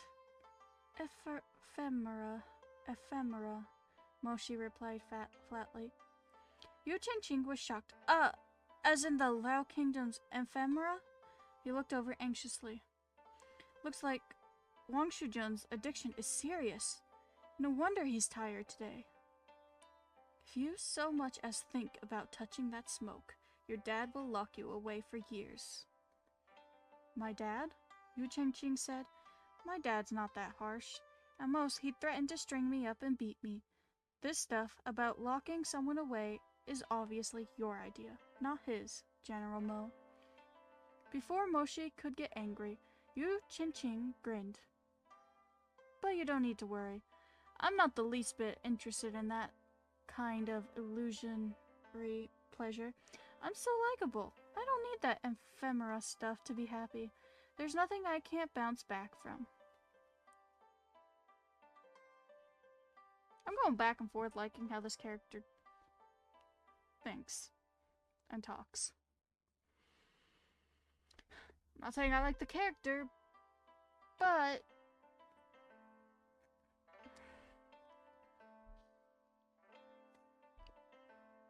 unexpectedly, these last few words fell with perfect accuracy into Mulong Lian's ears. Mulong Lian played with the ashes and the golden beast-shade censer. The suggestion of a faint, icy sneer slipped through his features. His voice was as indolent as the smoke as he said, "Bounce back. Ephemera is worth its gold, and Ephemera is worth its weight in gold. With only the Yu clan's wealth at your disposal, you couldn't smoke it even if you wanted to." Yu Qingqing didn't want to argue with him. Yes, Wang Shujun's bloodline is high and noble, he said nonchalantly. Your wealth rivals that of the very nation. How could I compare to you? Satisfied, Mulong Lian turned to Moshi. Shiajun, You sure you won't partake? Moshi's expression was frigid, which made Mulong Nian lean back and laugh. I nearly forgot. General Mo is in the habit of austerity. He never cared for extravagance and waste. Ah. Looks like this lord is the only individual in Changhua who can afford to enjoy this Lao Kingdom treasure. I wouldn't brag about that, man. Considering you're spending it on, like, this. Moshi absolutely didn't want to talk to this man any more than necessary. The Mulong Lian he remembered had already been the epitome of scum. Who could have imagined that after all these years, he could get even worse? I could. Mulong Lian was proud of his rank as a pure-blooded noble, but he refused to work hard, instead sinking deeper and deeper into the muck. Now he could be described as a mindless wastrel drowning in drunken dreams. Liwei was right. Mulong Lian had indeed rotted down to the bone. My lord. Just then, the housekeeper of Wangshu Manor stepped in to report to Mulong Lian. The individual from Laomei Pavilion had been brought as you ordered. Oh, excellent. Send them in. So he did end up getting more.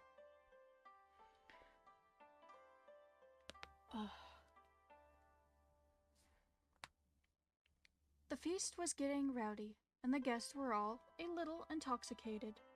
After the housekeeper received his instructions, he of course complied, clapping for the servants to bring in the best women and men of Laomei Pavilion to liven things up.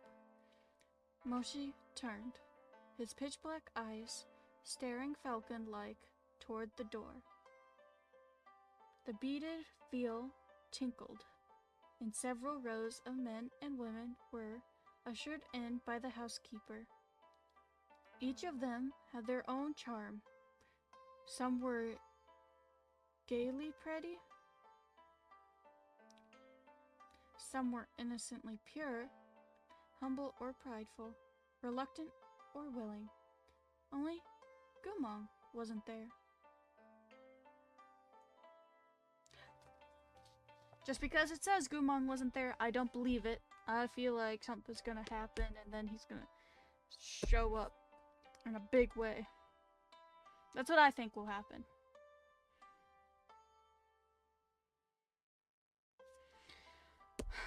Okay.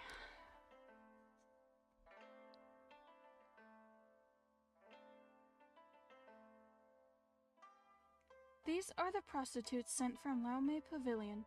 If you gentlemen take a fancy to any of them, feel free to take them out to play.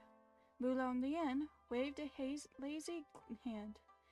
There's no more than bastards, and it's on me if they die. This lord is treating you tonight. Now, shouldn't you all be singing my praise and tearfully thanking me? This guy's so full of himself. The crowd jumped to flatter him. Wang Shujun is such a breath of fresh air. He is the Emperor's cousin, after all. Anything he wants is only a word away. How enviable!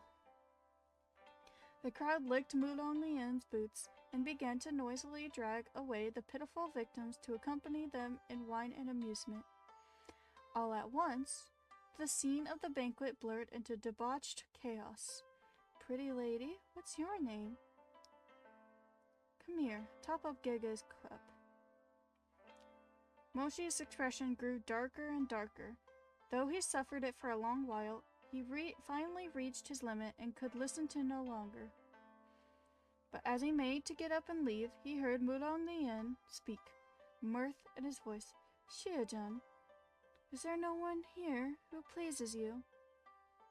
You've had too much wine. I have not, Mulong Lian scoffed. Xie-jun shouldn't be in a rush to depart. The person you want to see is here. It's just that his temperament is quite strange these days. He gets anxious when he's away from Laomei Pavilion. So he's been standing outside this whole time, refusing to come in.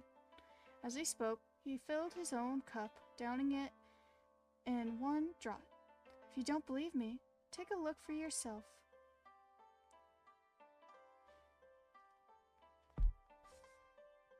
Maybe him being outside, nothing bad happens to this guy.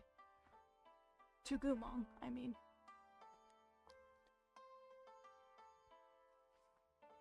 Moshi turned toward the doorway, just as Mulan Lian had claimed. The disjointed swaying of the bead reveal a silhouette and the shadows beyond, as if a wary beast were hiding in their depths, looking cautiously outward. Do you see? Mulan Lian said. Why don't we bring him in to have some fun with you? Never mind, I take back what I said. I thought maybe the Moshi was just gonna go outside and like probably have a talk with him or like something. Not that Gumong was gonna... Of course not.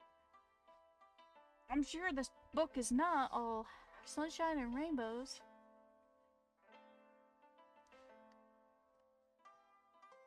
When Moshi didn't answer, Mulan Lian smiled. He stretched his cheeks, flushed red from drink, and shouted, Hey everyone, wait a moment!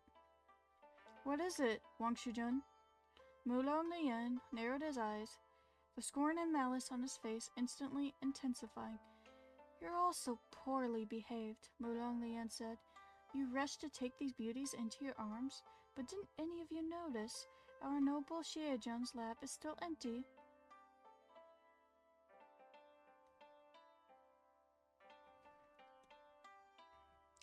Moshi was rendered speechless. Under normal circumstances, no one would dare make such jokes about him. But these young masters were mostly wastrels. A minor wound would make them refuse to step onto the battlefield, and a major injury would make them refuse to leave their sickbed. Few of them had ever worked directly with Moshi. Furthermore, they were drunk, so they spoke without a shred of propriety. Xiejun, the capital isn't like the army, one of them slurred with a grin. Beauties are everywhere, and those belonging to Wang Shujun are the best of the best. Why would you decline his offer? Even though he's in his most vigorous years, Xiejun always busy with military matters. You ought to relax from time to time, right?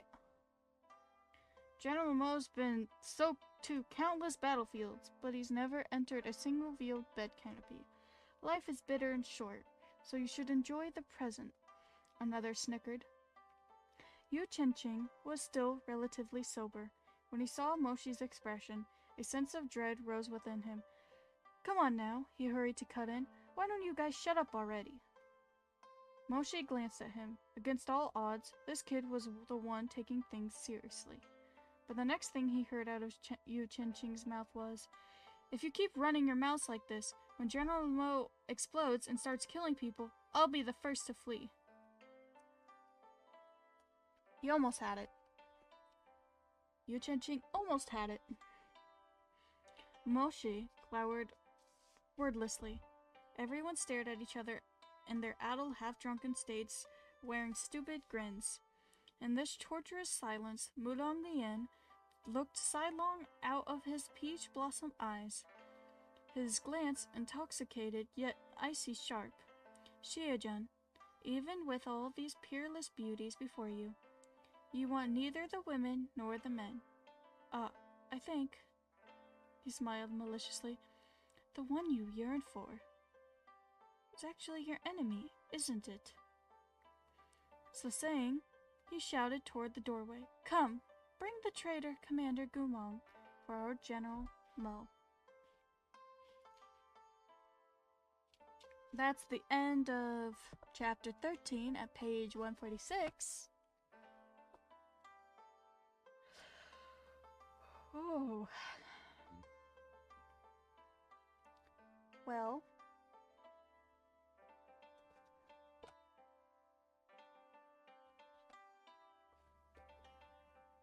not even halfway through the book yet. And so much has already happened. God. Well, today, this is where I'm gonna end. On a cliffhanger. Chapter? Well, what I meant to say was, when we start back up next time, we'll be at chapter 14, Shia-jun the Liar.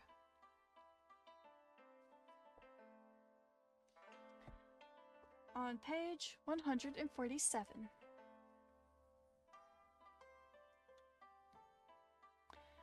Well, this guy sucks. Still don't get why he's so bothered by Moshi. Maybe he just enjoys messing with people, making them feel terrible and hurting them.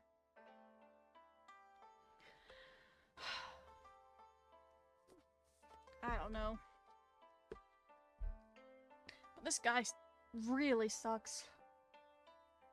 I know, I'm not really saying anything. I don't really know what to say. I mean, like, God. My VTuber needs more expressions. I look like I'm smiling the whole time.